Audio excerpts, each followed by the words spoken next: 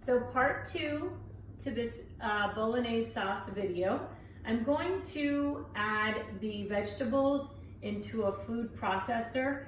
You can do this 2 ways. You can chop the vegetables yourself into minced vegetables, or you can have it, make it like a chunky sauce.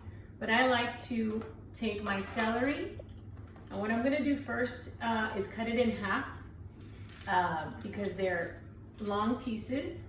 So I'm gonna cut a couple of pieces. Let's see how many we're gonna do. Now, depending on how well or how good you like the taste of celery, you can add as much as you want. So we're gonna start off with 4, about 2.5-inch stalks. They have already been washed and cut. It's very important to wash your produce. So all I did was cut them in half, and I'm gonna grab them and throw it into my food processor. I'm gonna do a little bit more. Let's do 3 more. Once you start making this on your own, you can pretty much eyeball. You don't really need a recipe to cook with. My carrots, I like these baby carrots because they're simple to use. They're little, and we can just throw them into our food processor as well. So I'm gonna use actually all the carrots. I had about a half a bag. Garlic. Garlic can be very powerful. I like a lot of garlic, so these garlic cloves have already been peeled. So I'm gonna go ahead and use 3.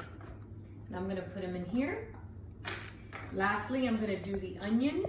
Now the onion you obviously have to cut first, and then go ahead and put it into your food processor.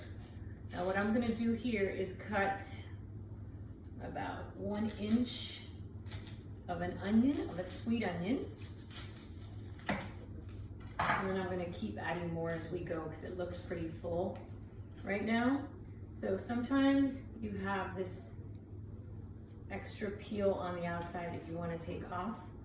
I'm just gonna give it a cut in quarters. And for now, like I said, since I have a small food processor, I'm just gonna go ahead and put everything in here.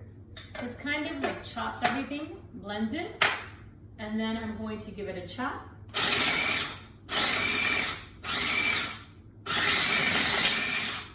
So if you notice, the vegetables at the bottom kind of got minced. And remember, onions can make you cry sometimes. My eyes are already stinging. So I'm gonna go ahead and give it another chop. This is the second part to the sauce.